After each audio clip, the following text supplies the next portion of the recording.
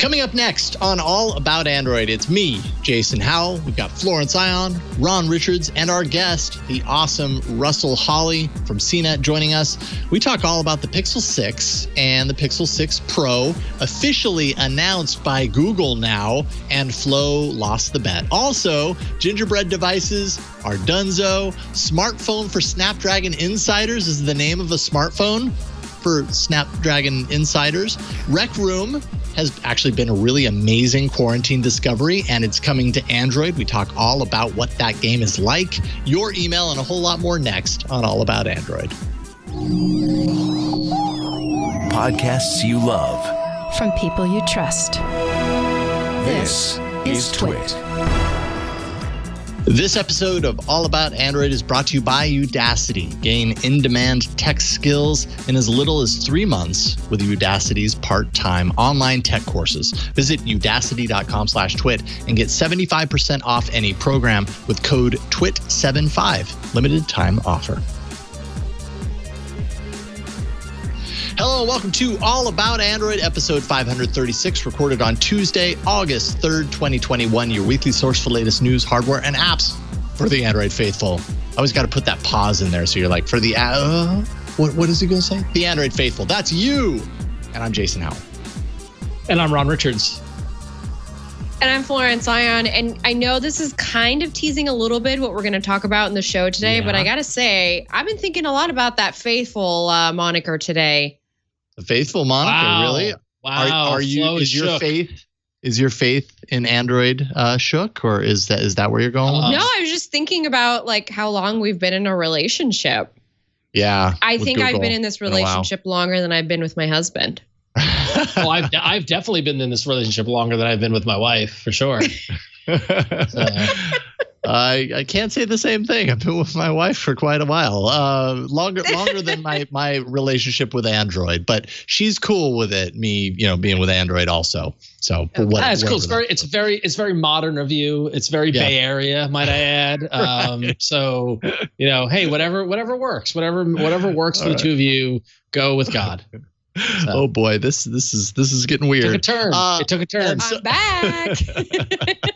Good to have you back, Flo. Good to see you, Ron. And good to have back Russell Hawley. It has been a while since we've had you on this show. What's up? Hey. Yeah, it's been a while. Emoji. It's good to be back. I missed all of you. Missed you too. Yeah, we've had you on as a guest on Tech News Weekly a number of times.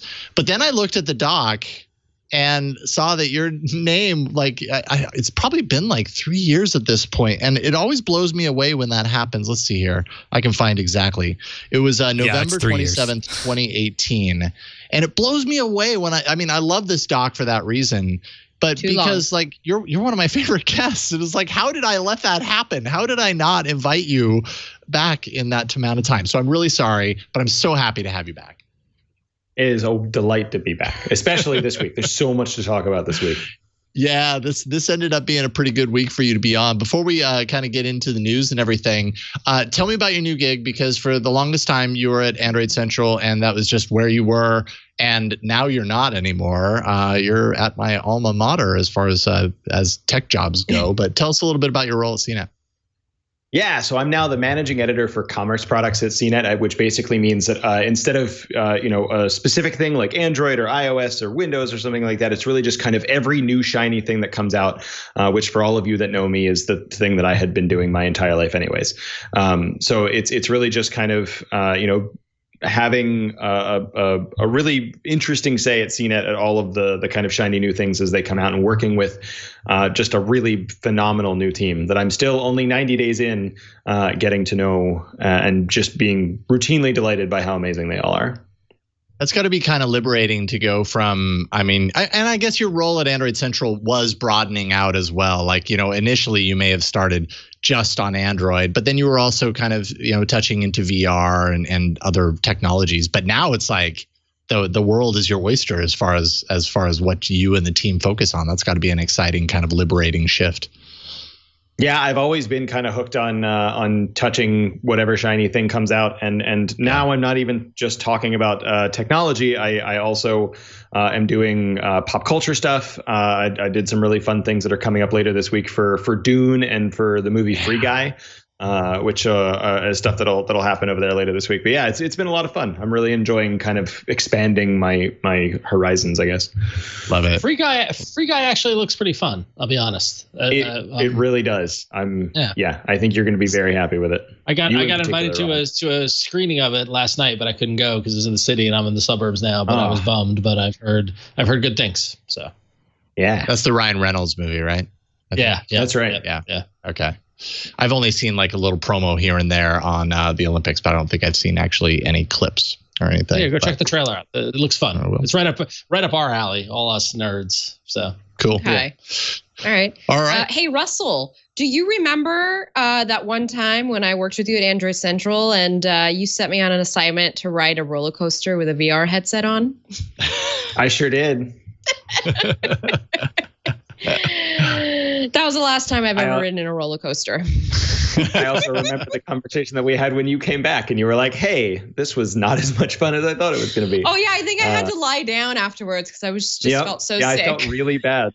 I was like, man, you're going to have a blast. This is going to be so great. And then the whole rest of the day, I was like, I regret that. I should not have done that. No, but you shouldn't, because those assignments we did together, I mean, now I have an Oculus Quest too. Like, and I'm so it worked out in the end.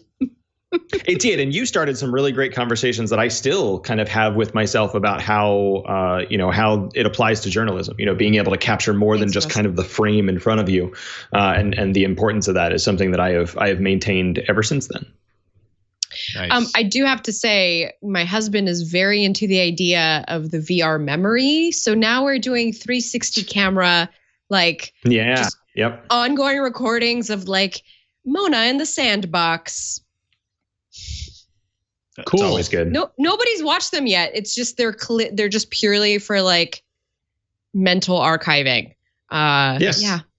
We spent about #aging. Spent about 15 minutes trying to video my daughter singing Rockabye Baby to a doll tonight at bedtime, but every time she sees the phone come out, she stops or like doesn't do it or whatever. So I need some like drone like thing to just be recording the Google Clips thing. That was I was just about to say. That was the thing I really enjoyed about Clips, was not like being able to set it in a room and be able to go back the next day and be like, oh, it actually captured those things. That was great. Yeah, it's a shame that didn't continue going. I need some sort of surveillance system to record my children. Look, I just need a camera in every room at all times so that I can document my family. That's all it really is. All we need is a future or a reality where we're all wearing Google Glass all the time. And so it's not weird anymore. We're just all wearing it all the time, recording everything that we see and look at. That's all. It's true. There it is. No big deal. Holy cow. Thank you. I was waiting for the holy cow meme. Come on. There it is. Good work, Burke. Listen, Burke may be back behind the ones and twos, but he I don't know. He hasn't missed a step in the 2 weeks that we were in this mode. Yes, indeed. Yeah, unfortunately, Victor is not behind the ones and twos tonight. We have a mask mandate has changed in Sonoma County. That's why I'm calling in from home again. So here we go again. Anyways, well, it's great to have you here, Russell. It's good to have you back, Burke. Thank you for pushing the buttons and everything. And it's good to have some of the biggest Android news that we've had all year so far coming up right now. Android News is brought to you by an older deprecated version of Burke. Please direct all complaints to Ron Richards at error.error.com. Whoa! I'm impressed, Burke. There's an older version of Burke? I had no idea. I'm impressed. That felt rehearsed. That felt like seamless. It was good. All right. So big news day. A couple of things first here. For a couple of things before we get into the first top news story. Number one, I would like to just to lay the groundwork. After 10 years of doing all about Android, it seems like we have finally been able to sync up with Google PR, which I'm glad to see. That's something that they know to get something out before Tuesday night so that we can talk about it. So that's very, very good. Secondarily, I'm going to tell you all about the news about the Google Pixel 6 and the Google Pixel 6 Pro. But before I do, I would like to, Burke, do you have a sad trombone sound effect or something like that? probably. Maybe. Oh, we have a bell. That's not a opposite sad of that. trombone. Yeah, that's a rim shot. How about a sad sort trombone? of. There you go. Okay, that works. There we go. We want to remember the sad trombone after we look at pictures of the Google Pixel 6 and remind Flo of the comments she made about it, about the renders. So there we go. So getting into this, yesterday on Monday, we started the week off with Google going ahead and unveiling the Pixel 6 and the Pixel 6 Pro. And it was revealed that Google is aiming for the top of the line premium level phone here, likely to be $1,000 or more in terms of purchase price. And for those of you watching the video, you saw the photos of the phones. All those leaks that we talked about a few weeks ago about how the phone looked, of which Flo said she did not believe were real, were in fact real. Sad trombone. Wow, wow, wow. Sorry, Flo. So look, to quote the reality. my buddy Heather Kelly, they look like burglars. I can see that. Oh, Yeah, they look But like like burglars. the cartoonish, version you're of right. Yeah. They also look like some I sort think of like one of my mother's old makeup kits. Like I feel like they'll flip up and there'll be like eyeliner and stuff like that underneath it or something. I think it's Ooh, I really like exciting that we're not going to need car mounts for these, because like that little shelf you got, you can just hang it right on your car vent and it'll just hang there. very utilitarian of it. Yeah. Yeah. I like that. So the nature of the announcement and the unveiling of these was mainly because these are the first phones with the new Google Tensor system on a chip, integrated system on a chip, SoC, the Google made chip, which is the trend. Apple's doing it, Samsung's doing it, now Google's doing it. And it has a focus on AI and machine learning performance, of course, because Google. Data center level AI models running locally on the chip, which is crazy. And some things that we can look forward to thanks to this: unblurring faces when a photo is taken of someone in motion on the device, by the way, not like post-processing. Like, that's crazy. 4K 30 frame per second recorded video that equals or surpasses the quality found on the iPhone 12 Pro Max. Real-time captions and translation in real time. And the demo went from French to English, which is crazy. And the 6 Pro has a 3-camera array, while the 6 has a 2-camera array minus the telephoto lens. So, Russell, I want to hear what you think about this. But before we do that, Flo, what do you have to say for yourself? How much do I owe you, Ron? just about 3 weeks of teasing. I think just All this right. bit is probably all. Give it to me. All right, Russell.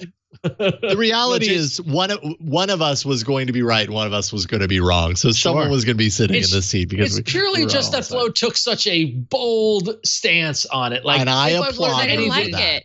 If I've learned anything from being one of the Android faithful, is you never commit in either direction with leaks. you always be open to it. So, but anyway, so Russell, what are your immediate thoughts when this announcement rolled out? Yeah, so I mean, it really comes down to three things. The first, just because it's me, I love all the colors. I love how colorful they are. I'm really a big fan of the different looks there. That weirdly yellow Pro is probably the one that I'm going to grab. The second, Tensor, is really exciting. I think what we're going to see from this is not so much like raw processing power, but a kind of rebuke of the way that we think about benchmarks and stuff like that. Like, it's not going to be how hard this processor works to solve a task, but how many corners it can cut using AI and machine learning to get that task done, especially when it comes to things like photography and things like that. And then the third thing, we didn't hear a single thing about cellular radios. And so Google built his own processor. It took them 4 years to build this processor. They're very happy with this processor. Are they working with Qualcomm or MediaTek or who to do like the LTE radios, the 5G radios? We didn't hear anything about that. And for them to not say a word about it makes me a little uncomfortable, but it is still like super easy or early days. So it might not be a problem.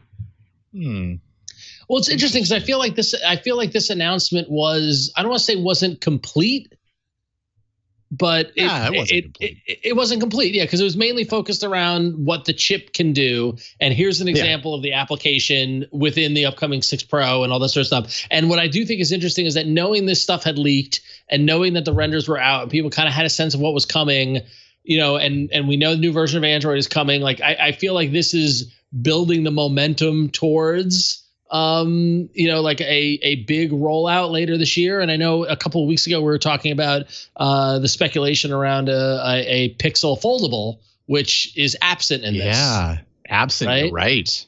So maybe that's Google's one more thing. Google does the Pixel thing, but Google's horrible at keeping secrets. So if there is a Pixel foldable at some point, once Google's finalized on the promo images that they're going to use for the launch or announcement, if it is in fact a thing, we're going to hear about it in advance. But interesting that has been a rumored certainty, and yet we're not hearing anything about it now. But also we know that Google is good at kind of trickling these things out and spreading it out over time, right? Like right now is the announcement of the 6 and the 6 Pro, and very basic information about what the chip is going to do, because they want to create excitement around that. This has been a long time coming with Whitechapel in the rumor mill and everything. Like you said, Ron, Apple's been doing this, so there's a lot of attention to the fact that Google has kind of needed, it would benefit Google a lot to take this stuff in-house and everything. And then somewhere down the line, be it a month or whatever, we're going to have the next little drip of like, oh, and by the way, this other, major thing. And who knows, maybe somewhere down the line, the foldable comes out. I'm excited for this thing. I think it looks pretty darn hot. Like I like this thing. It's kind of funny to compare the camera. Like the very first thing they say about the camera, the video camera part in particular, is that it is better than the thing Apple made last year. Yeah. Because this phone will be coming out after the next iPhone. From a timeline perspective. So bragging that it is better than the thing that people were buying last year might not be as good a thing as it sounds, when we go to actually be able to order these things. It's still exciting. The video part of the camera was the only real part that Google's camera was even struggling a little bit on. So it is cool that they've placed a priority on that. It was just a weird bragging point to anytime a phone manufacturer says, hey, this phone is better than the thing you could buy last year is kind of a weird brag. I mean, I suppose this year phone isn't out yet, or wait a minute, or am I getting twisted around? I'm losing track of my Apple knowledge. Has Apple have they announced their 2021 device yet? At WWDC, didn't they? Or I forget. Their next iPhone? We won't get they've done their OS, but we won't get the hardware until October. Okay.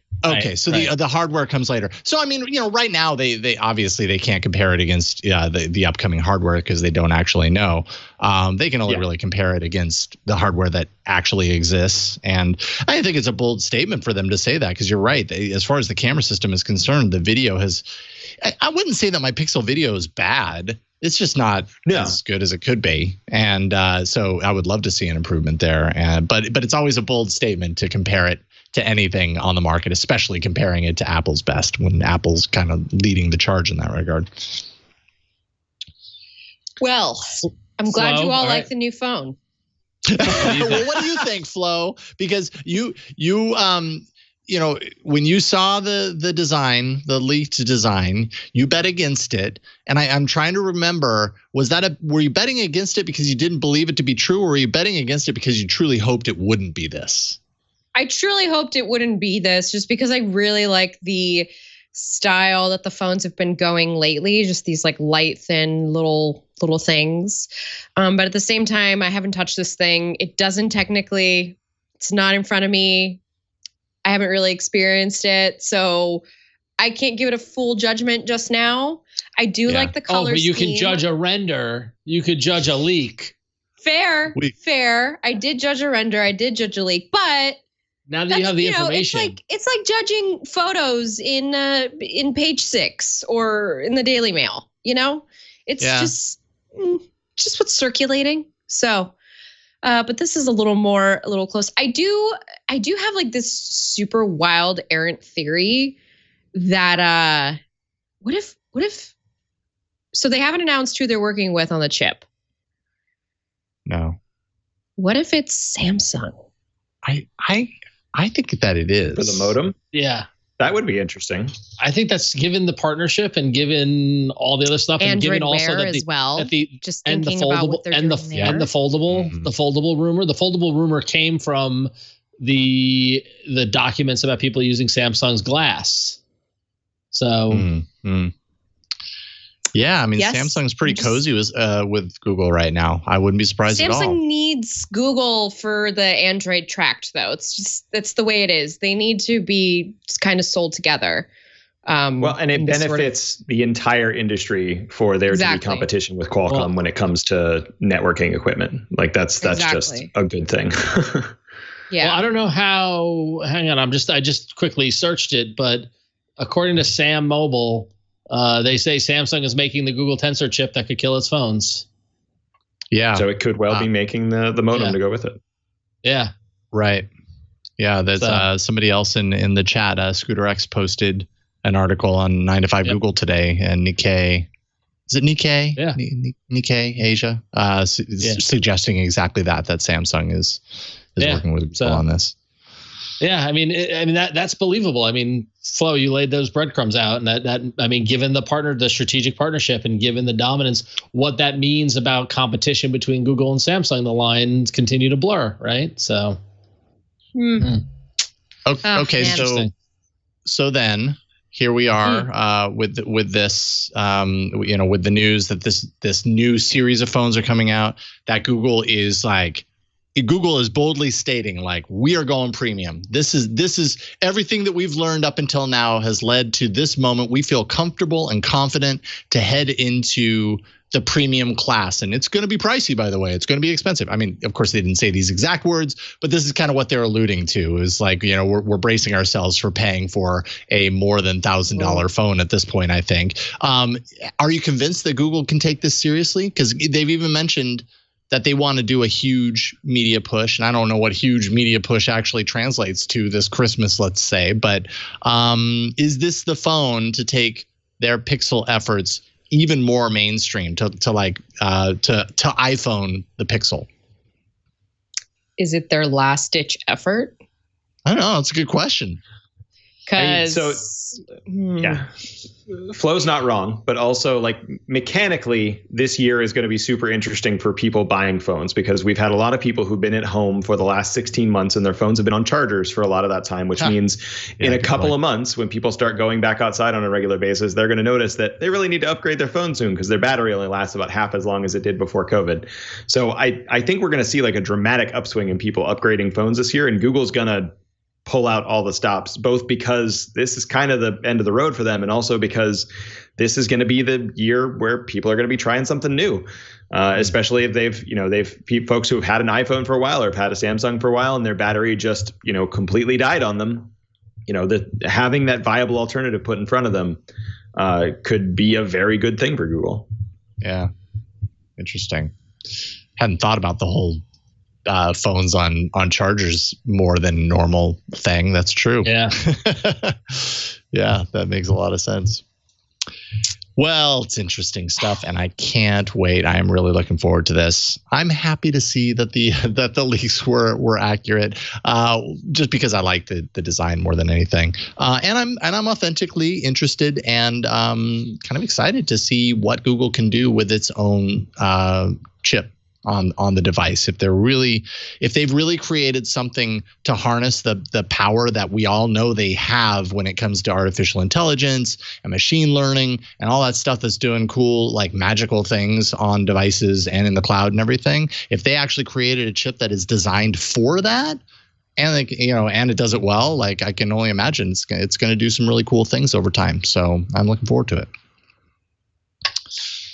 Well, what I'm not looking forward to is the next funeral taking place at the Google graveyard. I think we're all really tired of spending time at the graveyard. It's been actually, I'm not going to take this metaphor any further. Just realized this is not a good metaphor to take in these extremely awful times. So I apologize if that was triggering for anybody. But the truth is that Google is killing Gingerbread. It's not stabbing it to death, but it is taking away the kind of support that you need for Google apps and services that you would need to actually use the Android OS.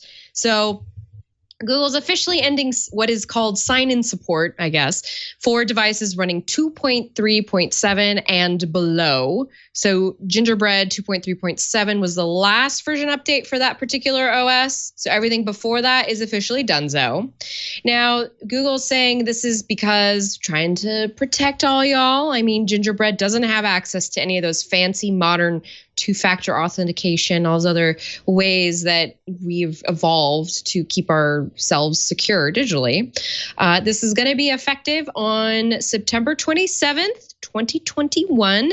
It's going to affect Gmail, YouTube, and Google Maps, plus a plethora of other apps. Let's not forget, Gingerbread is when the Play Store was still called the Android Marketplace. And we've passed evolve. Live wallpapers were brand new.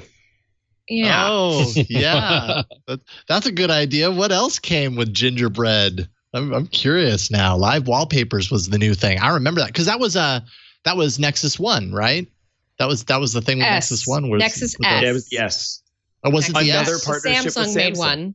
one. Well, wait a minute. Didn't the Nexus 1 have the laser It the had laser a wallpaper couple that Google had provided, but it didn't open it up to other people making live wallpapers until later. That's the distinction. Okay. Yeah. All right. Thank you. So I was like, I know I saw it on the Nexus 1, but okay. With the Nexus S, we also got that was, I think, the first phone with NFC support, or the first official Google phone with NFC support. Yes, That's I remember right. that. That came with Gingerbread. And then, let me see. That's right. I'm really racking my brain for this one. We got the VoIP. touch. That was the first OS with VoIP calls.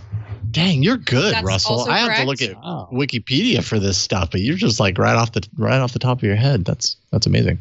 Well, I put some things in my article at gizmodo.com. That works too. Also includes, I was going to say, the copy and paste methodology, the one where we press and wait for the menu to pop up, that started in Gingerbread. So something we still use to this day.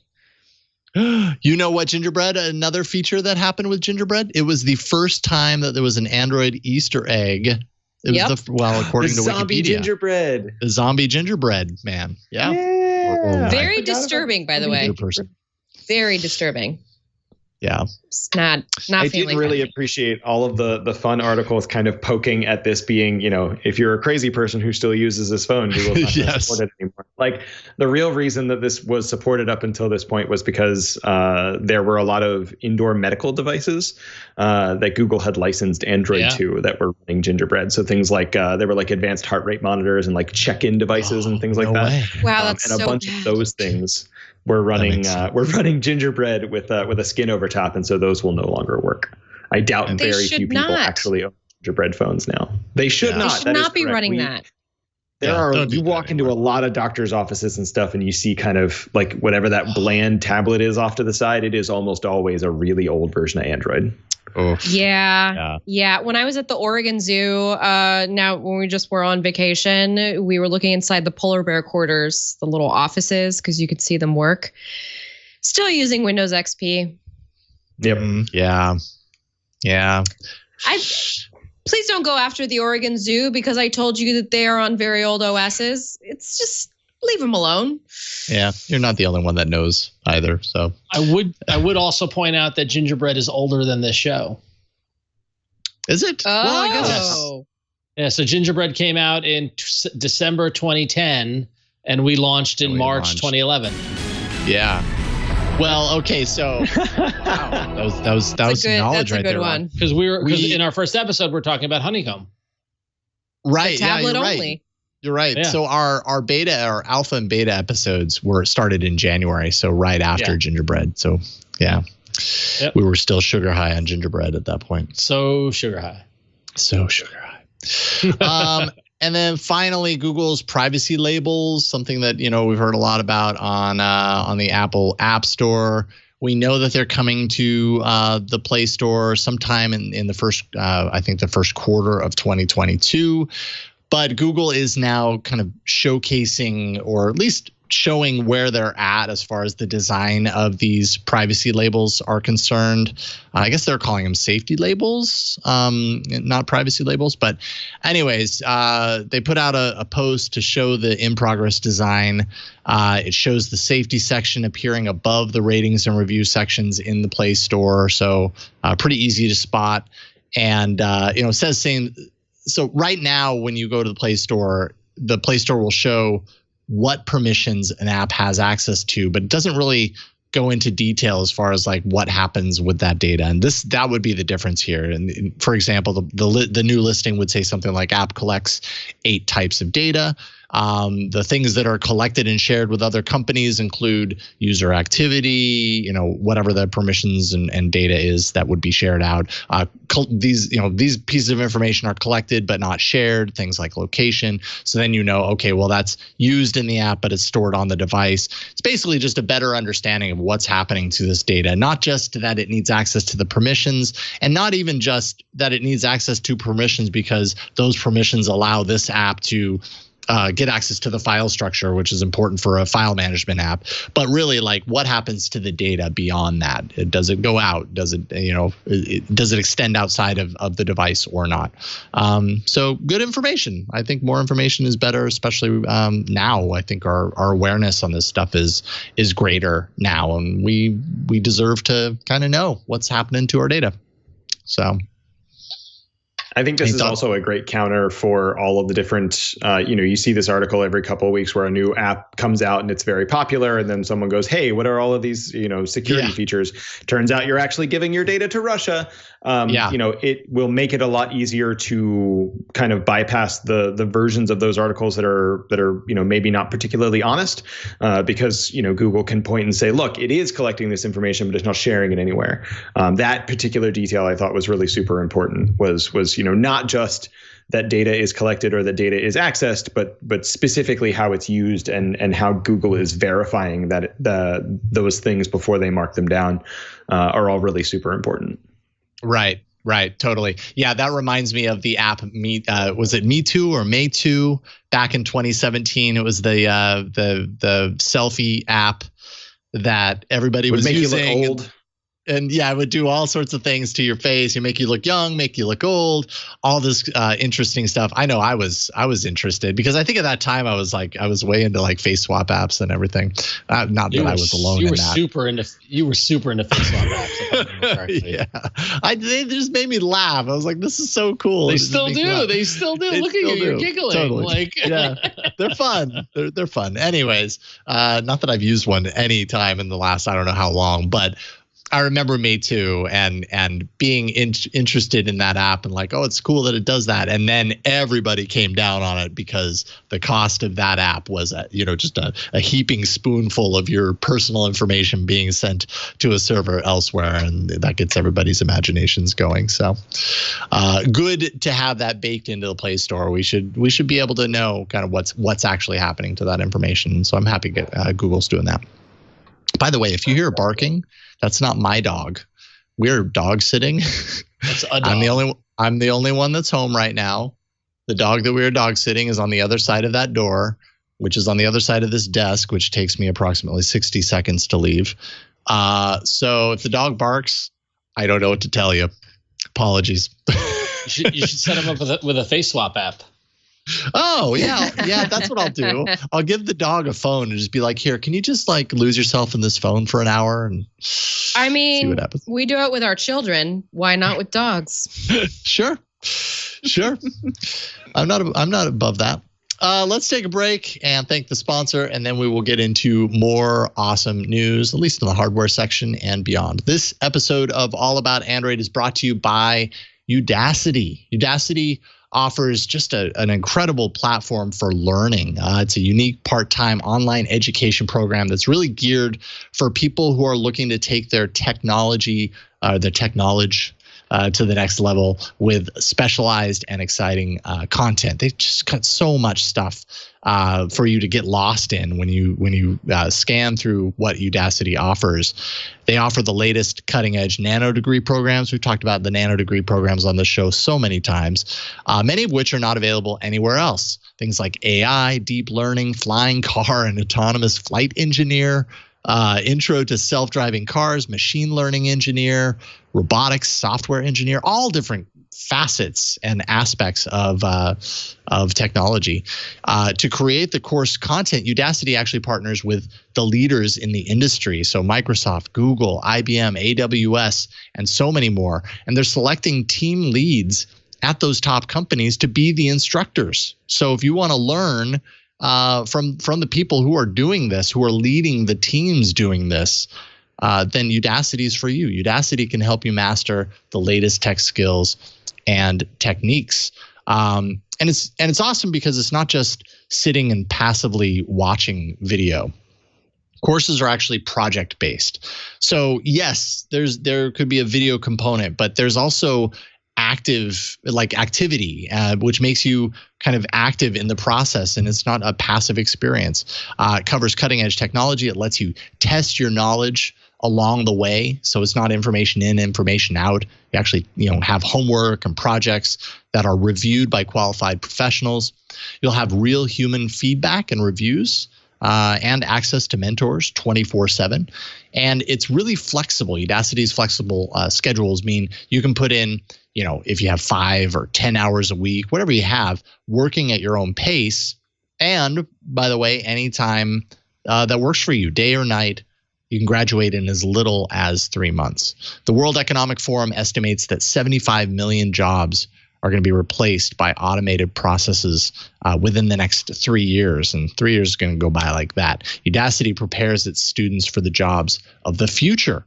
More than 14 million people in over 240 countries now use Udacity to educate themselves. And you can check out their detailed course listings at udacity.com. I'm telling you, once you look at that, you're going to get lost in the listings. Once you enroll as a student in a specific course offering, you're going to be prompted to view the online course as well as complete a series of projects and support courses. Like I said, they offer flexible payment options. You can learn at your own pace, your own schedule. Udacity also, by the way, offers free courses, so you can kind of check it out, see what it's all about. And if your team needs to master cutting edge technologies like data science, AI, and cybersecurity, well, there's Udacity for Enterprise, and you can upskill your entire workforce with real-world project-based learning. And be sure to check out the enterprise section of Udacity's website while you're there. So get the in-demand tech skills that you need to advance your career. Visit udacity.com/twit.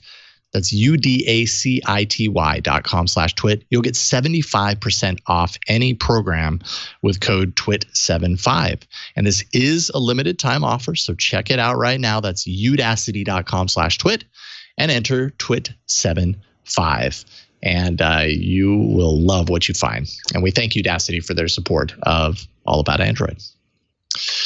All right. Well, I guess the Pixel 6 news was kind of hardware, but it was also top news. So now we've got more hardware. Let's do it.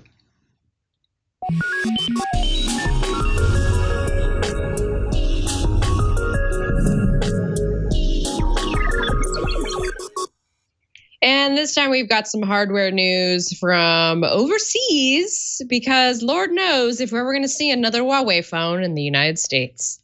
Huawei has announced the P50 and P50 Pro smartphones. These are the first major phones launching with HarmonyOS, which is not Android. And if you remember from the Huawei MatePad Pro review that I did a couple of weeks back, that was HarmonyOS, and that was that big tablet. So now just think about the OS on a phone screen, a phone-size screen. This phone, of course, you might maybe like the way that it looks, but it's not going to have Google Apps or services.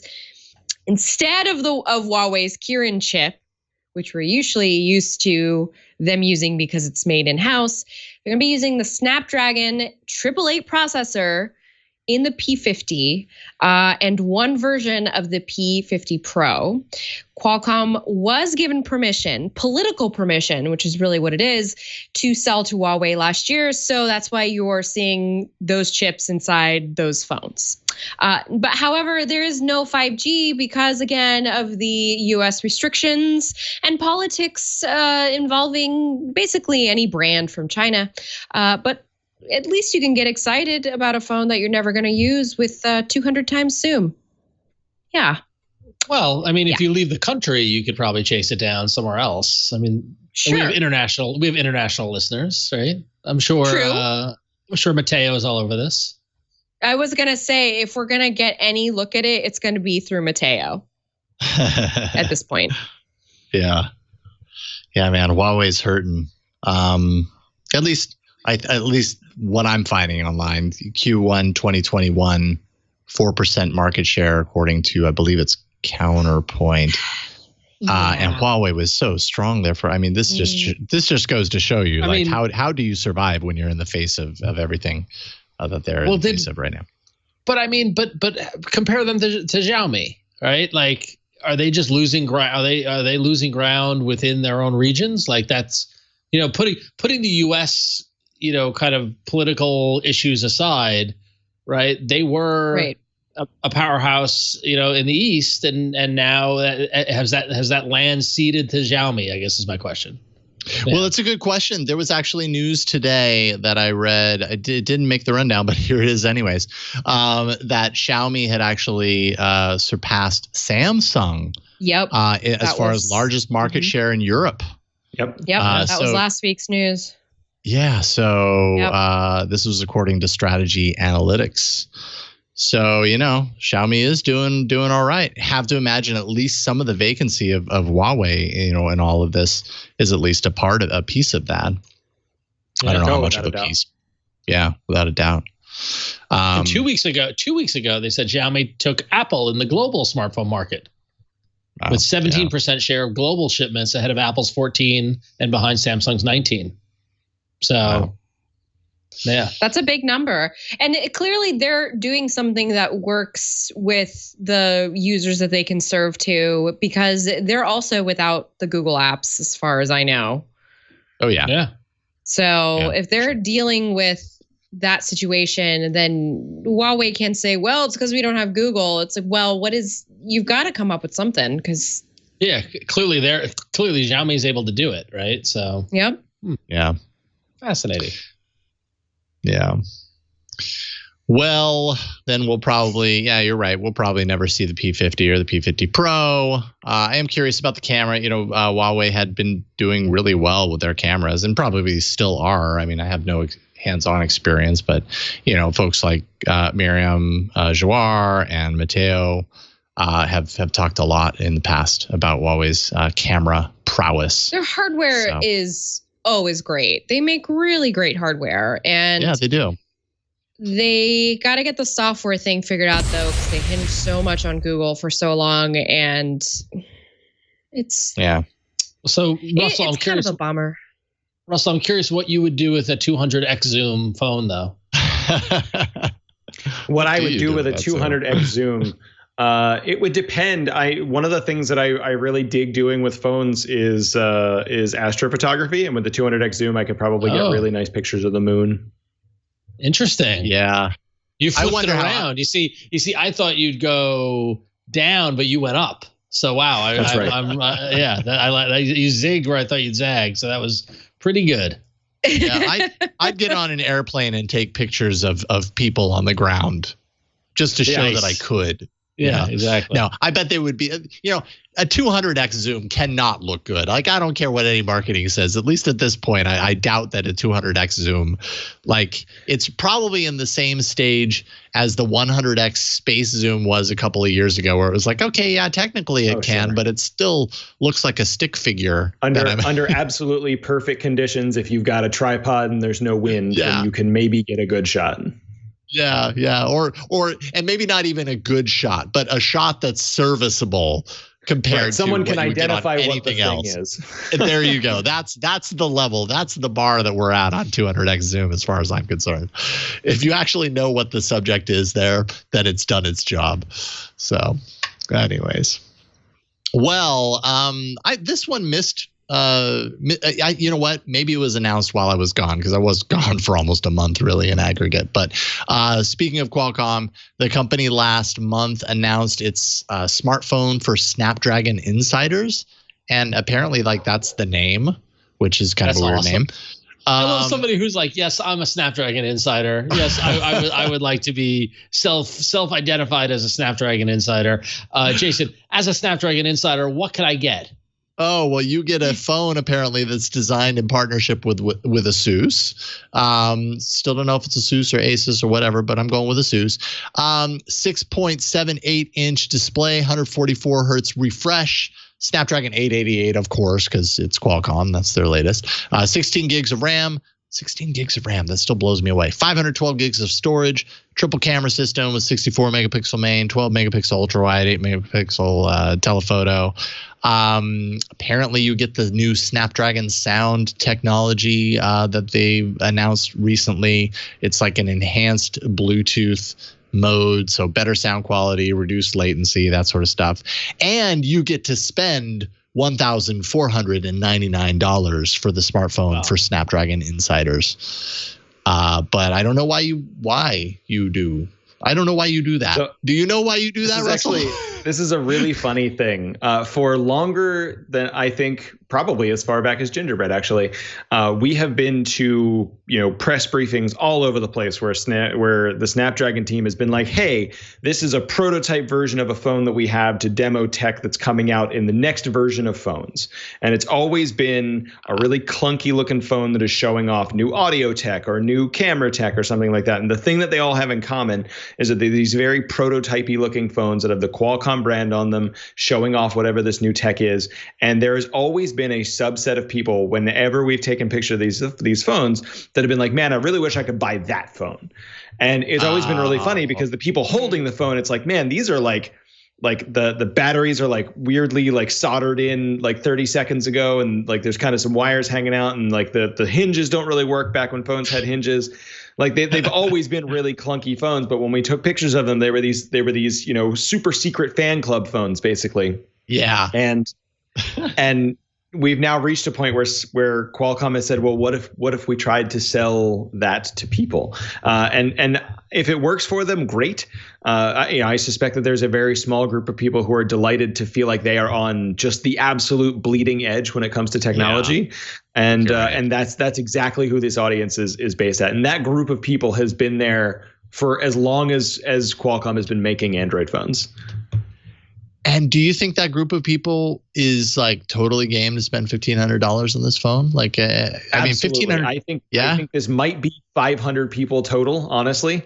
And I would say I'm serious. Like, there's not even no sarcasm involved. I think that there might be 500 people who would spend $1,500 on this phone and feel really good about it, because they're going to have this phone that somebody else that they run into is going to be like, man, what phone do you have? And they're going to be like, oh, you've never heard of it. Oh, yes. Like that's the class of person that we're dealing with here. And if it makes them happy, then go for it. Spend this money. What phone do you have? I have the smartphone for Snapdragon insiders. Okay, but that's right. What's the name? What's the name of it? Smartphone for Snapdragon insiders. I mean, smartphone for, like, what's the acronym there? Smartphone for, this doesn't work. But there's got to be some hip abbreviation or something. S4SI. Yeah, that's right. Number 4. By the way, if they did indeed sell 500 of these, they would make $750,000. Just right. Not bad. You go, Qualcomm. Yeah, you live your crazy Snapdragon life. I love it. It's fun. So Qualcomm may be going a little crazy, but OnePlus might be getting a little might be pulling back a little. Another leak and rumor came out that said OnePlus might actually forego the OnePlus 9T this year. This came from leaker Max Jambor, who made the claim on Twitter. And it would be the first time since 2015 that OnePlus didn't have a T release in their lineup. And whether or not you want to believe Jambor or not, he was right last year when he called the cancellation of the OnePlus 8T Pro. So you got that one right. Maybe he's getting this one right too. And maybe it's safe to assume that this might be something to do with the chip shortage out there, which has also affected Samsung's Note 21 and potentially Huawei's Mate 50 release. And let me tell you, as a CEO of a small hardware startup, the chip shortage is real. because currently right now I cannot make more of our device because we're held up by not one but two chips that are caught up in the shortage. So it is right now hardware is difficult, and you got to pull back. It's looking like we have to switch to a chip that's about $50 more, adds $50 to our BOM, which is not great. And when you're dealing with margins and things like that, so it's chip shortage is a real thing, and it could be more related to that than Carl Pei leaving or any of the other stuff about OnePlus. So yeah. Although this could be why Carl Pei left, because of the 9T. Well, nothing really. I don't think so, but we'll never know. But we'll keep guessing, and one of these times we're probably right, but we'll still never know. I mean, the chip shortage thing is obviously going to impact this. OnePlus phones do not sell for much above their cost. We've known that for a while. That's how they've been able to, get as much of an audience as they have is by, kind of being the quote low cost, high end phone. But, if you look at a lot of the available data for kind of market share and stuff like that, OnePlus peaked in mid-October of 2019, which was the 7T territory, if I remember correctly. The last year in particular, really the last 2 years, the demand for OnePlus has dropped. Their phones have increased in price. And that a lot of changes on the inside are probably going to need to be made in order for this company to continue growing. Why do you think demand has dropped for OnePlus in the last couple of years? Because the last couple of years has really been the time where their production of like many different kinds of phones, not just the ones that you expect, the T release and the main release or whatever, but different price categories has increased. And also they're now in, at least here in the US, they're now in carrier stores. So by all accounts, those things combined should mean that OnePlus is on the rise. But why do you think it's the opposite? I think it's a combination of, kind of the phone that was exciting their core audience became more expensive than those people were willing to buy. And kind of the mid-range phone isn't as exciting. And I think it's also, the last, 16 months has made it so that OnePlus hasn't been able to do one of the things that made the company so popular, which is that kind of street level hype campaign. OnePlus used to have tents in the middle of New York City where people could come and play with phones before they came out. And they used to do, really kind of crazy things to get attention. Some of them not great, but some of them incredibly effective. And, the last year and a half, we haven't really seen a lot of that from OnePlus. They've been acting more like a grown-up cell phone company. And I think that combination has had detrimental side effects. Their audience, that core OnePlus group, they love, kind of feeling like outsiders and being a part of that kind of hype train. And it is a less extreme version of the Qualcomm thing that we were just talking about. Not a lot of people know who OnePlus is, so they feel special owning those phones. And it doesn't hurt that they don't cost as much as an iPhone or a Samsung phone. And yet, year after year, they get closer and closer. So, yeah, I think you're right. Yeah. All right. Well, and I also wonder how essential the T release is. Like, I was always interested in it because it was like, take the flagship release from earlier in the year and add a few more key, upgrades to it. And there you've got the T. But like, many other manufacturers, they have one flagship that comes out and it has all of the upgrades and you wait until the next year to get it. So I don't know how important the T really is, but still, what do you think? It's not important when you've got a bunch of budget phones called the Nord that are probably going to make you more money than. Yeah, that's true. Just because they can sell more by volume. Like what you're describing sounds very much like Carl Pei's vision for OnePlus, which was let's have this fan brand.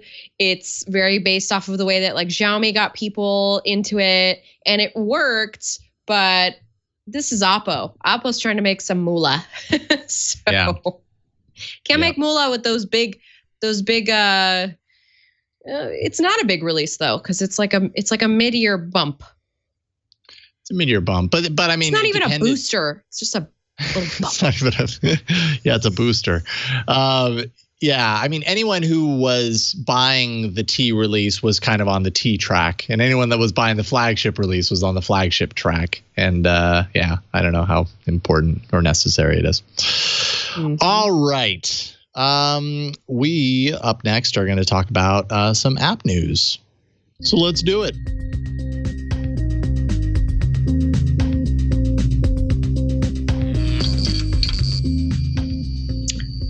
All right. Well, okay, listen, this is exciting news because currently, if you want to pay for YouTube Premium, it's $12. And $12 is fine, but if you're just trying to not have ads coming in all the time when you're trying to, watch a video on YouTube, $12 is kind of a lot.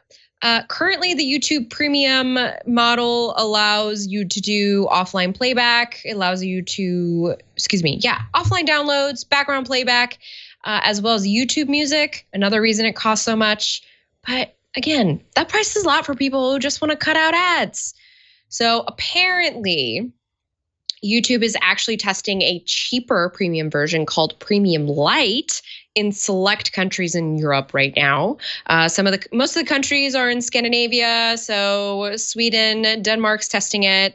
I even VPN'd into Amsterdam yesterday, and I managed to get to the splash screen that offered for me to pay €7 to remove ads. So it's probably going to be around the same in USD if and when this gets launched in the US. But right now it's just kind of in testing mode. It's tested in select markets. And the idea is, again, just this $7 tier that removes all ads from YouTube on your desktop, on your mobile, and even in YouTube Kids mode, which if you have kids and you're trying to keep them out of the YouTube algorithm, this is something that will definitely at least help with the really bad conspiracy theory advertisements that sometimes make its way through. Yeah, nobody wants to come across those. YouTube does not have a good track record when it comes to advertising. And even when it's not like bad, it's probably kind of annoying. So $7 is a little more of it's more easier to stomach. By the way, if you wanted to do a family plan for YouTube Premium, I found out, I didn't realize it's almost like $17 for up to 5 members of the family to have ad-free offline playback.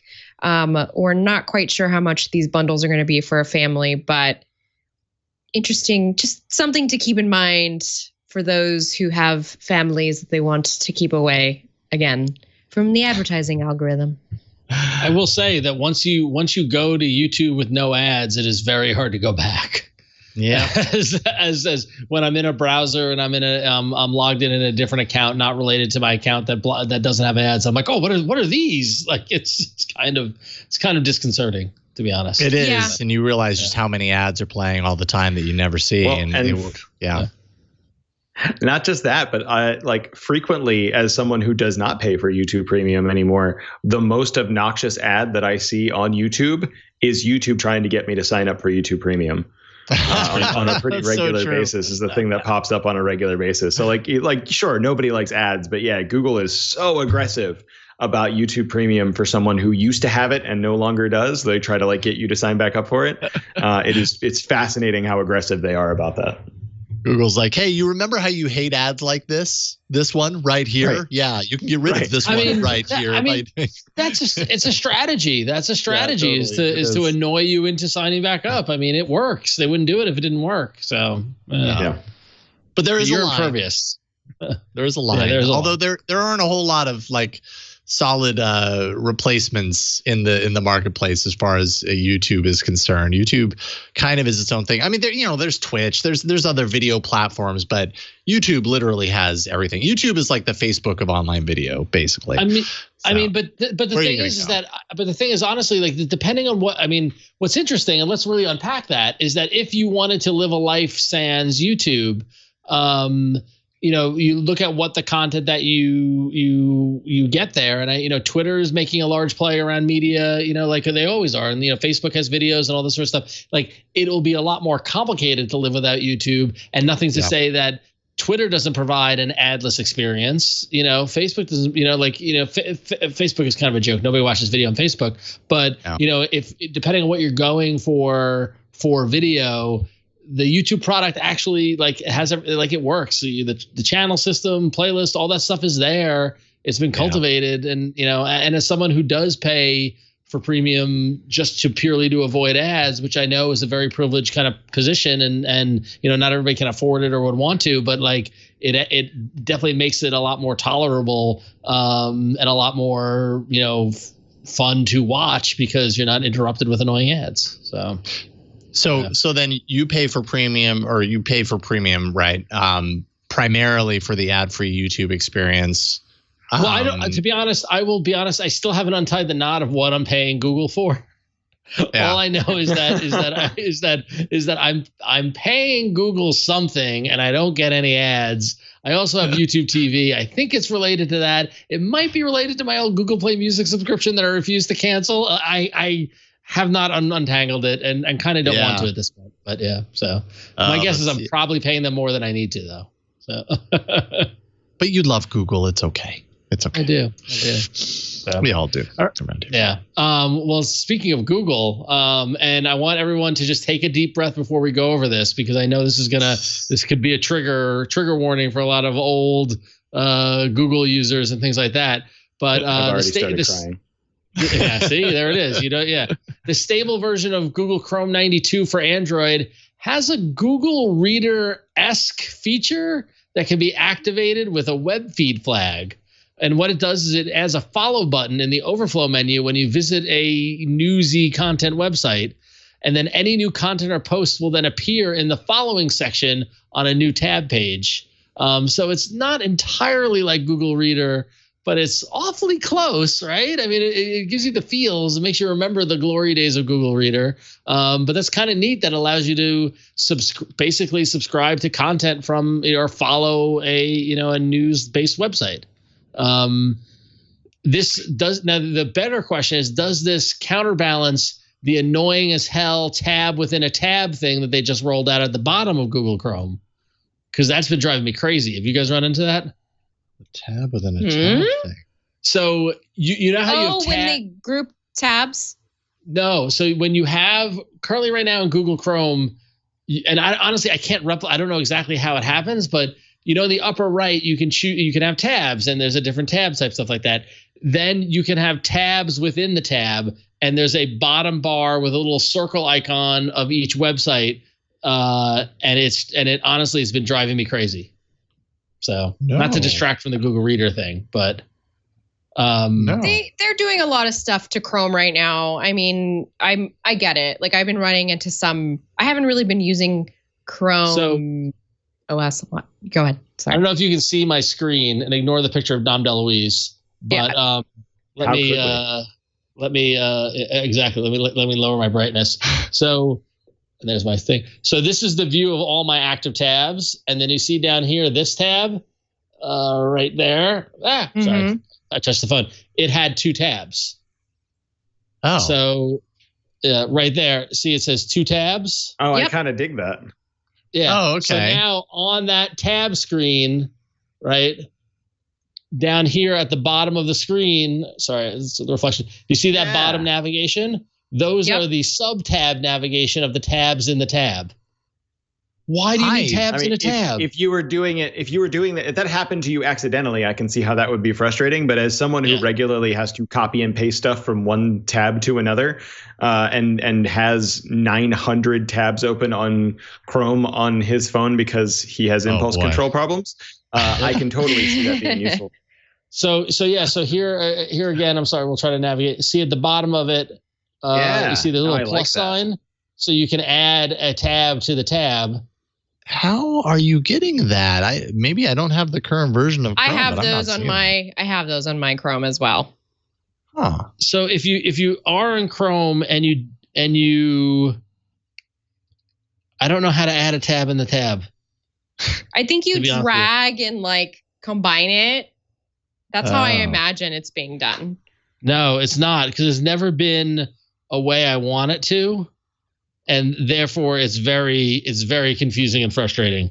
I feel like so open a new tab. Okay, so if you long tap on a link in Google Chrome and the menu comes up, says open in a new tab in group, and that adds the tab in a tab function. Okay, I don't know if this is going to work. So here, let's see here. I just did it. I was able to replicate. Sorry. Backup recordings regularly. This is the camera because my overhead camera, I just turned it on. But basically, I created that by tapping this and bringing it over, and I didn't know that you could do that. You can do that, or go into that group and go onto anything, and then long press a link. Oh, it's down there. Interesting. I'm super into this. Yeah. Oh, okay. It's very jarring the first time you figure it out, by the way. It's very jarring. Huh. I had not seen that before. It's a nice little tangent. I mean, tab within a tab is insane, if you ask me. I mean, it's almost as insane as Snapdragon Insider phone. We took your tabs and we added tabs to them. And just circling back to the reader functionality, even though it's not really a reader, it's just following articles, within the Chrome thing. Yeah, pretty neat. It reminds me the layout of it as they kind of show in the article on Android Police just kind of reminds me of the Discover. Is it Discover where you swipe over in Assistant and you get kind of your long, never-ending, row of random news stories that are supposedly targeted to you based on you? It kind of reminds me of that. But apparently here it's customizable. You add the sites that actually populate it, so that's cool. I like that feature. Good work. And then finally, I put this in here because I'm actually a big fan of this game on VR. Rec Room is haven't been on the show. You haven't been on the show when I've been talking about it. Mm-hmm. So you when you were off the show, I talked about the fact that they were coming to Android, and then we talked about it again. You did already. And I'm fascinated by it, but keep talking about it because if you've played it, I want to hear what you think of it. Mm-hmm. Oh yeah. No, I played actually during the pandemic. This was a game. Because we have 2 Quests here, and at one point I had and we have a PlayStation VR, and so at a certain point during the pandemic, we were all locked away, right? Like we couldn't get out or whatever, and so I would give my girls a Quest headset, and then I'd take the PSVR because it's not nearly as good as the Quest, but I would deal with it so that they didn't have to. And we would all get into Rec Room, and we would go, there's like a laser tag. I mean, it's kind of like Roblox or something like that, where anybody can go in there and really create games and worlds within this Rec Room app. And there were times where we were playing, each one of us in a different room in the house. And you feel like you're there, and I'm hearing them and I'm talking to them, even though we're all in the same house. It's kind of ridiculous, but it was really cool. Like it gave us the freedom to leave the house and go somewhere, even though we weren't going anywhere, but we were doing it together. And so it kind of felt like we were. Rec Room is awesome. And so they're bringing it to Android devices. This was the first that I'd heard of it. Sorry that you already talked about it, but no, it's okay. Yeah, it caught my eye, and just in terms of the numbers of people who are playing it not on Android, and the fact that it's coming to the Android platform. My niece has a Oculus Quest, and I told her to go check it out, and she has. I haven't been able to get over to her house to play it, to check it out. But I'm really anxious because it's free and it seems like it's fun. Someone wrote in a couple of weeks ago who does play, and they pretty much, shared similar that you shared, Jason, is that it's a super positive community, and it met a lot of people, and it seems like a nice place to be in VR, which I haven't heard of yet up to this point. Yeah. So Russell, I know that you've had plenty of experience with this. What's your take? Oh man, there's so many cool things you can do in Rec Room. Like the people who go in there and build worlds are just impossibly creative. They've done really cool things. Yeah. Like the laser tag thing that you brought up is super cool. There's another room that is using all of the same mechanics as the laser tag, but they went in and changed all of the sprites so that it actually looks like Nerf guns, which was cool. Just kind of a super cute little thing because the Nerf darts will stick in places depending on where you go. So that was kind of cool. Someone recreated a Quidditch field from Harry Potter inside of the PC version of Rec Room for a while, so people could fly around on broomsticks and do stuff. It was wild. There's even at one point there was a full like Dungeons and Dragons game table that you could go and sit at and play with friends. That got super popular during COVID, so people could awesome. Kind of like distance play with one another. And it's a super positive community, and it's on everything now. Like as it comes to Android players will be able to play with PlayStation people, with Windows people, with VR people, with Xbox people.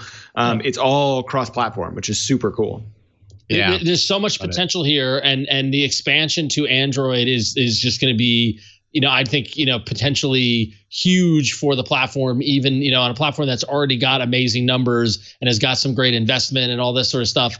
And it, kind of what we had talked about, Jason, and the question was like, oh man, did Google get out of this game? Like, is the timing off? Like, if Daydream had just stuck around and could work, like, could this have been the killer? Could this be the killer VR app for everybody? And it definitely seems the closest to it has come. So so I'm excited to check it out on any platform I can do. So that's all. I ran out of words. Chumley in chat said Roblox is starting to trigger PTSD, and I get it. I'm a parent of 2 kids who are obsessed with Roblox. But the idea is, so I apologize for using the Roblox reference, but it's just the closest thing that I can compare it to. There's endless streams of games that are created by people in there. And especially when you're doing VR and experiencing it, like you really get pulled into this other world, and it's just really cool to see what people's creativity comes up with, because the games are super compelling in and of themselves. It's not like this is neat, but the game is not fun. Like, the games are fun. I've wasted hours playing this. Not to get distracted by Roblox, but there was an article in the latest issue of Wired. The headline was how Roblox became a playground for virtual fascists, and how thousands of players flocked to a digital world filled with draconian rules, slavery, and anti-Semitism. So that was like, ugh. But on the other hand, I've heard Rec Room is nothing but good-hearted, creative fun, and it's limitless in its potential. So, the reality is anyone can create and play these things. So I imagine I'm purely guessing that if you look hard enough on Rec Room, you're going to find something that's iffy. Yeah, you know what I mean? Like, I haven't stumbled upon it, but I would guess their moderating it's community driven, pretty good. Like the moderating team is pretty good, and they have a uniquely positive set of anti-abuse tools. Nice. So if someone feels uncomfortable in a space, it was something that got built really early for Rec Room, which is also unfortunately not super common in VR. So there's a lot of tools in there for people to feel safe, and for the people running it to make sure that it is something for everyone. And that's super important, because I won't mention the company, but I at my day job I had a long series of calls with a kind of virtual space, not VR, but like a virtual space kind of application, and basically what we butted up against was their ability to provide protection and moderation against unwanted interaction. Right. And this company's a startup. They kind of launched a few months before the pandemic and blew up during the pandemic, and a lot of people having fun really using it. But like the scale of what we were talking about in terms of what we could bring to the platform, seriously, trolling and safety is top of mind. And you got these companies have to have those kind of safeguards in place, and if they don't, then it can't be an unsafe place or a potentially unsafe place for the community. So it's relieving to hear that Rec Room has done that early. It's smart. But Russell and Jason, what is the discovery experience like in Rec Room? Because what I imagine, if there's so many things that people create and so many people doing it, is it almost like trying to find something to watch on Netflix? Like, are you able to find what you're looking for? I'm going to date myself here, but I think, Ron, you'll get it. It feels a lot more like trying to find the IRC channel that your friends are in.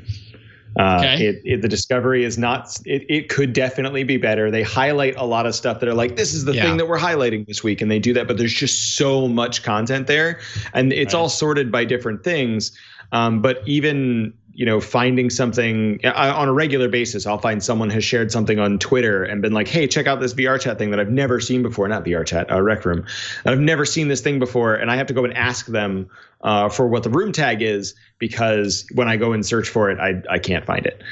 So discoverability is a remaining challenge just due to the scale of the place. But it is something that the team is constantly working on. Yeah. Is it almost like trying to find that news group?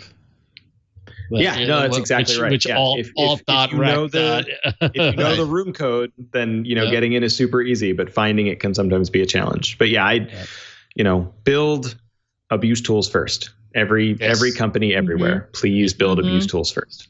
Preach. Yeah.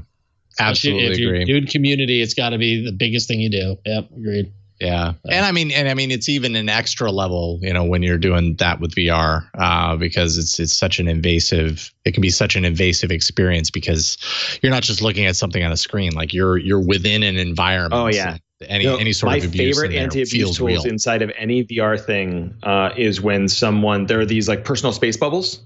Yeah. And if someone puts their VR avatar too close to your face in VR, they just disappear. There are a couple different companies that do that. I think Big Screen is another one that does it, where they just you define a personal space bubble, and another VR avatar cannot come within that bubble. They vanish. That's perfect. And that's a huge thing for people who want to set stuff like that up. It is an abuse tool that not nearly as many VR companies use, but I agree. Like when you have that, where someone can as close to literally as you can imagine get up in your face, like having tools like that is tremendously important. That's really good. Yeah. Super effective. All right. So yes, Rec Room, awesome. Happy to see it come into Android devices. It'll make it much easier for us to play at some point. All four of us in this house will be playing. Who knows? Ron, Flo, Russell, if you guys are ever playing Rec Room, hit me. I want to get on it. As soon as I can, I'll let you know, and we'll go do it. I would happily join you. Yeah, that would be fun. All right. We need someone to build can we build the arena in Rec Room? Oh, that would be so cool. That would be great. Oh, I love it. It would be so cool, and also I got to be honest, guys, kind of violent. Yeah. True, well, but it could be like if we could do like laser tag, but instead we shoot out icons of apps from the arena, and different apps have different power ups. You see, there you go. I just need a little time to build it. So we're throwing S Pens all over the place. Exactly. Yeah. And then if you're lucky and you get the Snapdragon Insider phone, then you're invulnerable for 5 minutes. Awesome. Someone do that. All right. Let's get to some emails. That's up next. All right. AAA at twit.tv 347 show AAA. If you want to leave us a voicemail, Ron, you got the first one. I do. All right. Isaac wrote in, good friend Isaac, and says, I've recently started swimming at my gym, and I'm now looking for a wearable to use to help track my workout while swimming.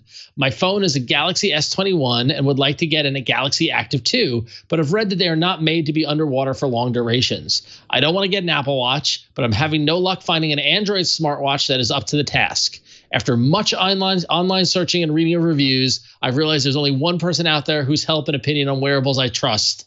Help me out here, Flo. What smartwatch or wearable should I be looking to buy? Thanks in advance. So, Flo, Isaac needs your help. Would love to hear what you think. I'm here to help you, Isaac. I'm not as great as my colleague, Victoria Song, who does cover wearables for Gizmodo, but I did do a little research today just to make sure that my information was up to date. And the good news is there's plenty of watches out there that are just perfectly fit for the water sports. We've got the Garmin Vivo Active 4. That's a very popular watch, not only just out in the sphere, but also among my friends group. There's a lot of people in my friends group who have this watch. Just this last weekend, I saw like it was a small baptism, just, we're still stuff going out, but 3 of my dude friends had one of those Garmin's on there. So they seem to be very popular. The Polar Grit X is also, it's a multi-sport GPS watch. It's very rugged. Those are kind of just like if you want to get something that's purely for sport, it's probably a good idea to look at a brand that is known for that. So Garmin and Polar, they've been doing a lot of good stuff in the smartwatch space. As for the Galaxy Watch Active, now I have the first Gen 1, and I use that to swim laps at the community pool. That pool was about 4 feet deep. I could stand in the pool no problem, and I would go swimming for about 30 to 40 minutes. Didn't really have any issues. I still use the smartwatch in water, no problem. I went into the Willamette River last week in Portland with the watch, and it was perfectly fine. I, help my kid in the bath every night with the watch on. It's perfectly fine. But if you're going to do any diving, anything that's a little, let's say you're actually submerging yourself into water, you're going to be under there for a while, then what you want to do is you want to look for the ATM stat when you are shopping for a smartwatch. The 5 ATM stat is kind of the minimum that you want to look for. That's going to get you with a depth pressure of 50 meters or up to 164 feet. And that allows for limited submersion in water, such as when swimming in a pool. There's also 10 and 20 ATM levels, and those go much deeper in pressure. You can go, much farther into the water with them. And you want to consider those if you like snorkeling, if you're into jet skis and wave runners, if you plan to be in the ocean with the watch or the sea, then definitely look into something that can handle actual water pressure. But the Samsung watches, Galaxy, from Samsung's website, they say the Galaxy Fit, Fit 2, Gear S3, Galaxy Watch 3, Galaxy Watch Active, and the Watch Active 2 can stay under 5 feet of water for up to 30 minutes. But it also says in that FAQ, the watch is not intended for scuba diving. Lastly, Fitbit Versa 3. Just another option to toss out there if you want something a little more affordable and has a little less fidgeting with it, I guess. But those are the watches. Boom. Would you mind if I made a not watch recommendation? Wow. Yes, please. Let's hear it. So there is, first of all, Flo is entirely correct. Not that I needed to validate that, but everything that especially the Garmin watch, I actually own one as well, and it is super handy. And as a triathlete, swimming with it was no problem. But also, there's a company called Form that makes a set of swim goggles that actually has it does all of the stroke maintenance and kind of lane guidance and things like that. But it also will project onto the swim goggle lens what your time in the water is and how far you have traveled, and will actually connect with third-party heart rate monitors for a ton of extra data. So if you are doing a lot of lane swimming and you're just really want to know how long you've been in the water or how far you've gone, the Form goggles are about $200, and it changed the way that I swam, not having to kind of try and look at my watch while I was swimming on a regular basis. So if you're planning on doing a lot of intense swimming, you may even consider not bothering with a smartwatch unless you're very excited with a smartwatch, and instead try the Form goggles. But if you want something on your wrist, then absolutely go with Flo's recommendations. Wow, I'm looking at this and I'm putting into in goggles is pretty smart. That's pretty cool. Yeah. Yeah, I will say, just as an aside, the Samsung Health app is great for just generally tracking your life. I just want a general anecdote of how I've been doing. But if you're looking to actually train or to get really precise numbers, then like Russell says, you want to get something that's made for the sport you're doing. Dang. I know, we're all wait, because nobody knew that they put these on goggles. I'm so impressed with both of you. You guys just dropped some serious knowledge, and I think Isaac got more than he bargained for. Boom! I miss swimming. That. They closed the community pool to only lap pre-appointment laps, just because of what's this pandemic is still raging on, and I really miss the pool. Mona was supposed to do swim lessons this summer, but I know that sucks. They're not offering it because. Yeah, it's not safe. And you can't really wear a mask in the pool. Yeah, no.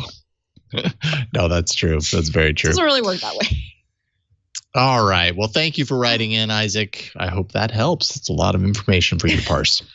Daniel writes in to say, I think this was directed to me. He says, I hear from you and from others that Apple Watch is better, but never a direct reason as to why. I've been wearing the Huawei Watch 2 Classic since it was released daily. I can make payments with my watch just like Apple. I can respond to or make text message by voice or text just like Apple. I can even answer calls just like Apple. I use it for tracking my fitness and my workouts. I control my lights and other home automations too. I even used it for navigating around the city. Visually, I say my smartwatch looks like an actual watch, so that's a plus, and its classic watch-like appearance means I can smack it against walls and not worry about damaging the screen at all. Response performance seems fine. I don't feel like I wait for anything to load or wait for a response. Battery life on average for Apple Watches is 18 hours of active use, and I can get about 2 days out of my watch before charging. So please tell me in detail and break down exactly what makes Apple Watch better. I honestly am having a hard time seeing a reason other than if you are stuck in an Apple ecosystem, and my brother has an Apple Watch and I see no advantages at all. So how much time Daniel, you got? I mean, all I can say here, Daniel, first of all, I'm super happy you found your watch, because it sounds like you love it. Yeah. And that's the point, right? We all want to find a watch. I mean, we all want to find anything that we love as much as it sounds like you love your Huawei Watch 2 Classic. Great. I am super happy for you.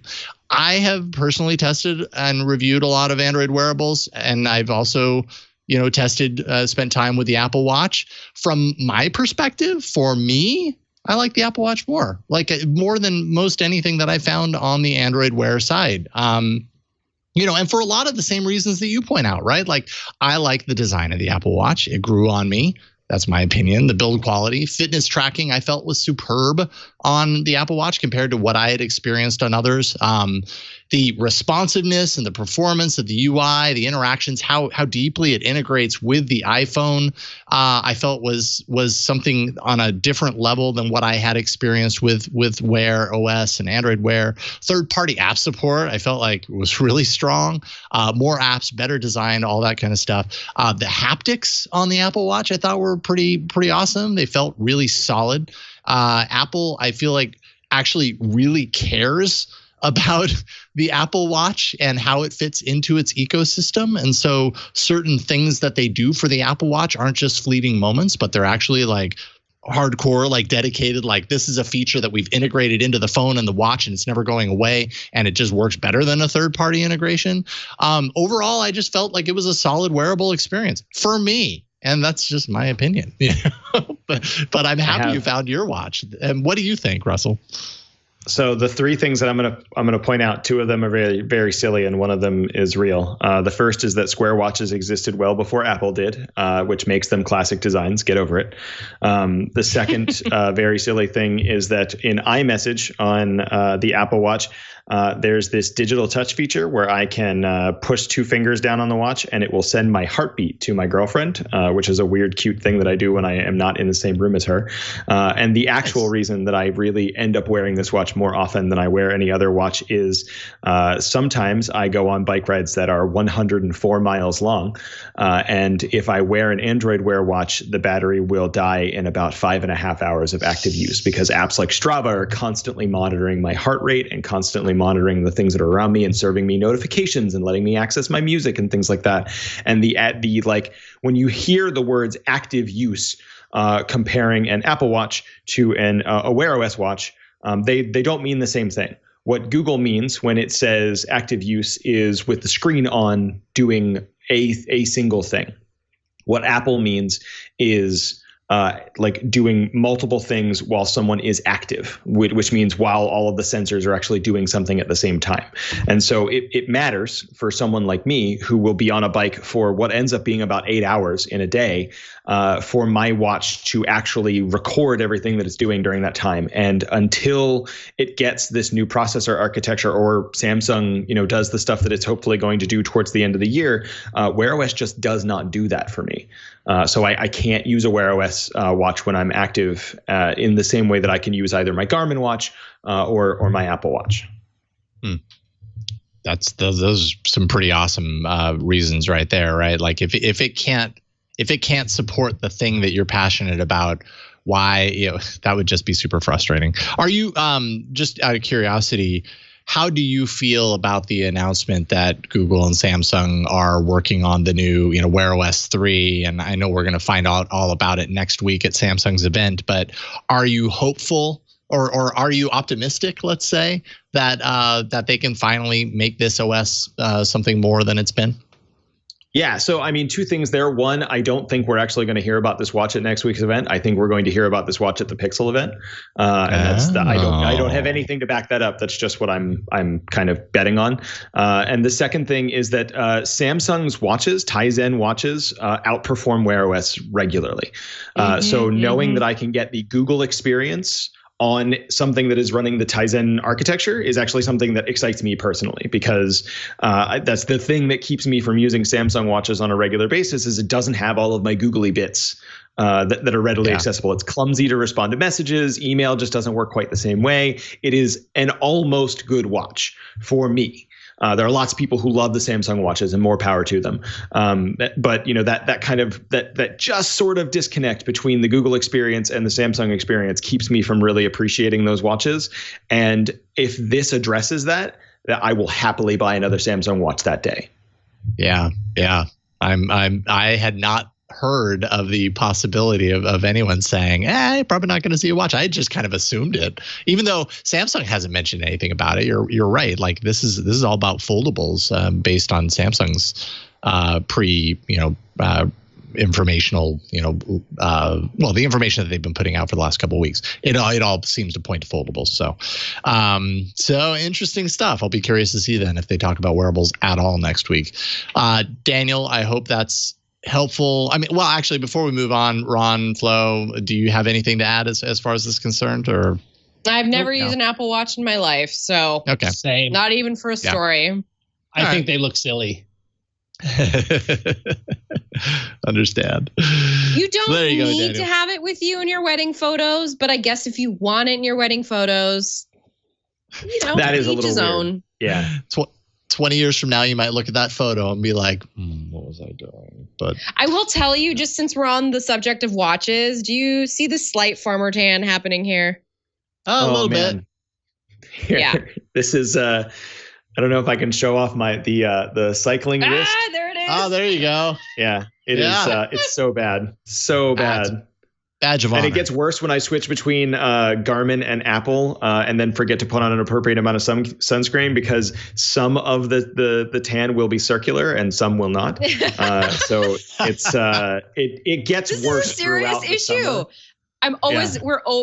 I'm always complaining about this with my family and with my coworkers. Like the watch tan is try and put suntan lotion on everything but that spot, and then go outside and see if I can fix it. But I'm afraid I will just do something else that is bad to my arm. Yeah, not sure that'll work out the way you think it might. Yeah, I've wondered about that too. All right, Daniel, thank you again for writing in. Appreciate the thoughtful question. All right, Flo, you have the honors.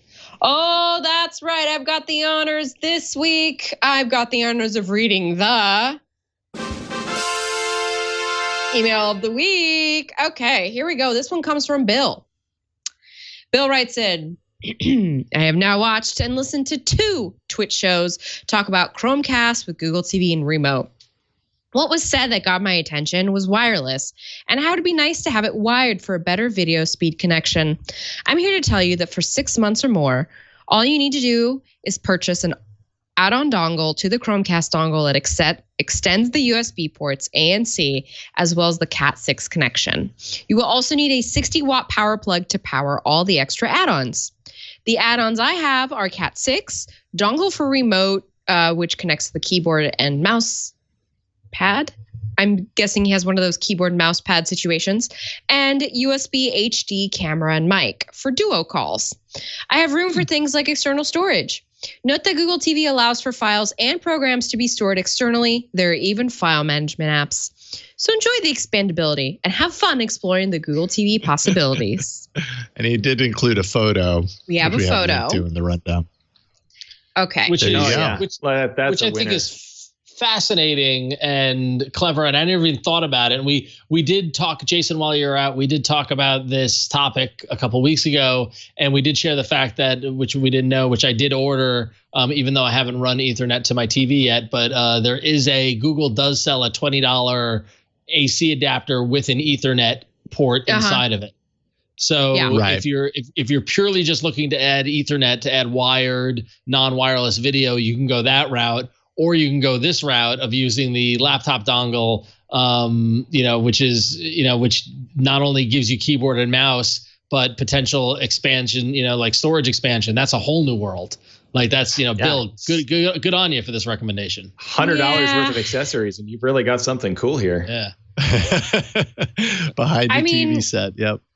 I think it's great that, listen, Bill, what you did is great. This is the reason that we're all Android users, is you can do whatever the heck you want to do with your things. But I'm going to tell you that I can't afford that kind of mess behind my TV. And what I really need to do is I just need to buy an NVIDIA Shield full on center console for what I've got going on in the living room with pure expandability options. And I just want it all built in on there. I don't want any dongle situations. I don't want any aftermarket fixes. I want to just buy something that just works. Yeah. And I think that's why people super buy cool, the Apple Watch over other things. There's also that. But thank you, Bill. This kind of ingenuity is why you are our email of the week. Email of the week. Congratulations, Bill. Revel in what it feels like to be the email of the week. Do you know what it feels like to be the email of the week? It feels good. That's how it feels. We'll tell you how it feels. Good. Congratulations, Bill. All right, and we've reached the end of All About Android. This has been a lot of fun. I knew this show would be a lot of fun, and part of the reason that I knew that is because Russell Hawley, you are always a lot of fun, and we really appreciate you carving out some time to join us. And I promise I will not let it be this amount of time before I reach out to you again. We got to have you back sooner. But Russell, talk a little bit about if there's anything you want to promote, point people to, whatever. This is your chance to do so. What you got? Yeah, so I am at Russell Hawley on pretty much everything. And if you follow me on Twitter for the next little while, when I'm not talking about tech stuff, I will probably be incessantly talking about the Dune movie that's coming up soon, because it is a non-trivial part of my childhood. So get ready for that. I would like to say props to your awesome shirt, by the way. Oh yeah, my Winnie the Pooh shirt. I love my Pooh shirt. Oh, I just noticed it's Winnie the Pooh. Yeah, I love my Winnie the Pooh shirt. Nice, cool. And Dune, yeah, I'm looking forward to that too. That trailer was good. I'm into it. So follow Russell for all of the Dune coverage. If you are as excited about Dune as Russell is, you'll want to do that. Thank you again, Russell. Always a pleasure. Thank you for having me. This has been so much fun. Yeah, you bet. Flo, what about you? What's going on in your neck of the woods? Well, I just got back from vacation, so you know how it is. It takes a while to get to the backlog of emails and remember what it was that you were working on. But you can find all of that at flowrights.tech. That's my special little URL that takes you to my Kinja page at gizmodo.com, so that you can see all of the articles that I publish at gizmodo.com. I've just been working on news right now, but there's a lot of stuff coming up. So stay tuned for that. And I'm also that Flo on all the major social media platforms, including TikTok. I am on TikTok. Oh. TikTok. Yeah. Oh, that Flo on Did you TikTok? guys not know that? I don't know that I knew that. I know. Every now and then when I see zoomed in shots of keyboards, I'm like, oh, there's Flo. Yeah. So TikTok is called Flo's Room. So it's all all my miniatures and my collector stuff and my keyboards. So it's my little alter ego. I don't know. I'm trying. It's hard. I don't have time for social media since I had a child. Oh, yeah, I know. Shocking. I know exactly what you mean. It's because these things take so long to make. You'd think they don't, but they're like, hold on, I'll be an hour. I need to take some B-roll of my toys. And then find a song to go with it that's trending. You need to get a trending song on TikTok because that's how you get into the algorithm. And it's all a racket. It's a whole thing. It's a racket. Also, I just want to quickly advertise that I have a Discord. So you can join that at florenceIon.com. There's a link floating around there also. If anybody would like to join, I am still active in there. So sweet. Check out the Discord as well. Thank you, Flo. Good to have you back. Guys. What about you, Ron? What do you want plugged? Yeah, just real simple. Follow me on Twitter and on Instagram at RonXO, and head over to scorebit.io on the web to check out the wonderful world of connected pinball. And you can order a hardware device while we still have stock before we run out of chips. And you can connect your pinball to the internet. It's a ton of fun. And you can find the app in the Google Play Store. It's called Scorebit, SCORBIT. Thank you. Nice. Good to see you, Ron. Thank you. And big thank you to Burke at the studio for pushing buttons on the soundboard, pushing buttons on the video board, and pushing Ron's buttons. Pushing Ron's buttons. Oh yeah, I love it all the time. Well, you're very good at it. Also, Victor behind the scenes, who would normally be at the studio but is not now, but is editing the video, is in the chat and everything, helping us get this show to you each and every week. Victor, we couldn't do without you. Thank you. As for me, twit.tv/TNW, Tech News Weekly is a show that I do here on the Twit Network. Interviews with awesome people, sometimes interviews with Russell Hawley even, along with Micah Sargent, who's also on the show. So check that out each and every week. We have lots of fun interviewing people about cool stuff. Don't forget, Club Twit is a thing that we offer to you if you want to remove or have, well, I guess it's removing ads, even though you don't do the removal. We do it for you. It's an ad-free subscription tier, all of our shows with no ads. You also get an exclusive Twit Plus podcast feed. We put a lot of extra content in there, some of the pre and post show content. Sometimes we record content specifically for it.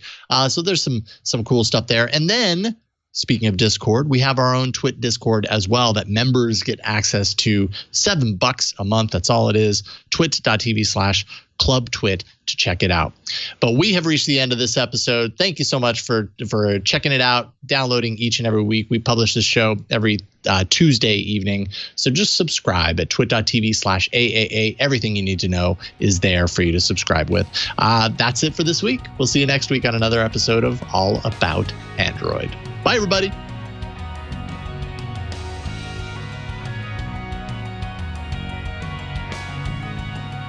Hey, what's going on, everybody? I am Ant Pruitt, and I want to tell you about my show, Hands-On Photography, here on Twit TV. Each and every week, Thursday that is, I like to sit down and share with you the best tips and tricks that are going to help make you a better photographer. And it's not always about Photoshop. It's not always about just having the biggest and baddest and bestest camera. It can be the simplest of things, like leave your eye open when you're looking through the viewfinder. All of these simple tips can really help step your photography game up. So subscribe to the show today. That's twit.tv/hop. And I look forward to talking to you soon.